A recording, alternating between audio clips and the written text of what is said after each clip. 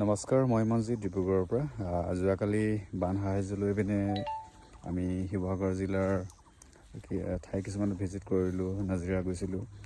তো পৰিস্থিতি সঁচাকৈ বহুত ভয়াৱহ।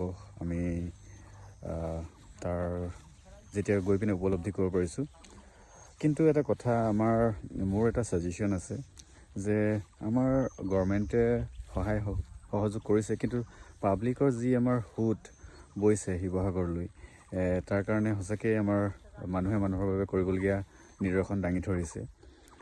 কিন্তু এটা কথা, এতিয়াও বানৰ কবলত আবদ্ধ হোৱা বহুত লোক এনেকুৱা আছে য'ত নেকি তেওঁলোকে প্ৰপাৰ খাদ্য সামগ্ৰী হৈ গ'ল, মমবাতি হৈ গ'ল, তেনেকুৱা ধৰণৰ অত্যাৱশ্যকীয় সামগ্ৰীসমূহ এতিয়াও গৈ পোৱাগৈ নাই।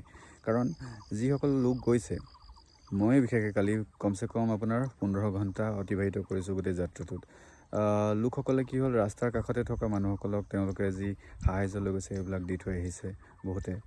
কিন্তু মোৰ অনুভৱ কি, মই ক'ব বিচাৰোঁ যে চৰকাৰে ইয়াত অকণমান যদি ব্যৱস্থা কৰে, তেওঁলোকে প্ৰপাৰ এৰিয়াবিলাক ছাৰ্ভে কৰি পিনে যদি তাত কিছুমান ৰিপ্ৰেজেণ্টেটিভ ৰাখে, সদস্যসকলক ৰাখে, আৰু যিবিলাক এৰিয়াত ঢুকি নাই পোৱা বান সাহাৰ্য, সেই এৰিয়াবিলাকত যদি বান সাহাৰ্য দিবলৈ যদি চেষ্টা কৰে, তেনেহ'লে এই যিবিলাক পাব্লিকে লৈ গৈছে যিবিলাক বস্তু, সেইবিলাক বস্তু হয়তো তালৈকে গৈ পাবগৈ।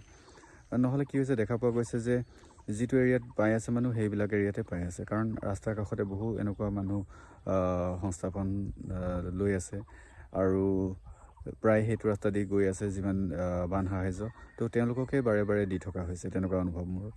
আৰু যোৱাকালি মই গৈছিলোঁ আপোনাৰ বিউবৰ টি ষ্টেট, সেই এৰিয়াটোত কমলপুৰ নে তেনেকুৱা ধৰণৰ কিবা ঠাইডোখৰ।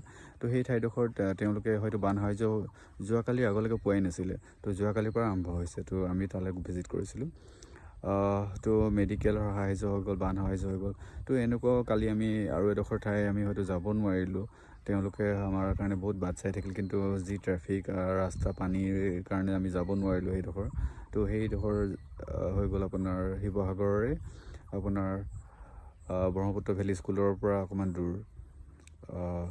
তো এনেকুৱা বহুত গাঁও বা ঠাই এতিয়াও পানীৰ তলত, আৰু তেওঁলোকে ওলাই আহিবলৈ, বান সাহাৰ্য দিবলৈ তাত মানুহ গৈ পোৱাগৈ নাই। তো যিবিলাক মানুহে বান সাহাৰ্য দিবলৈ গৈ আছে, তেওঁলোকে প্ৰপাৰ প্লানিং কৰক। আৰু মই বিচাৰোঁ কি, সেই লোকেল অথৰিটি অকণমান হস্তক্ষেপ কৰক বিষয়টোত। কাৰণ আমাৰ গোটেই অসমৰ পৰা বান সাহাৰ্য গৈ আছে, আৰু সেইবিলাক হয়তো যদি ভাল জেগাত গৈ পায়, তেতিয়াহ'লে হয়তো বহুত মানুহ উপকৃত হ'ব ভালদৰে। কাৰণ ভালদৰে মানে কি, মই ক'ব বিচাৰোঁ তেওঁলোকৰতো হয়তো ইমানখিনি পৰিস্থিতি বেয়া হৈ গৈছে যে তেওঁলোকে সংস্থাপন ল'বলৈ বহুত সময় লাগিব।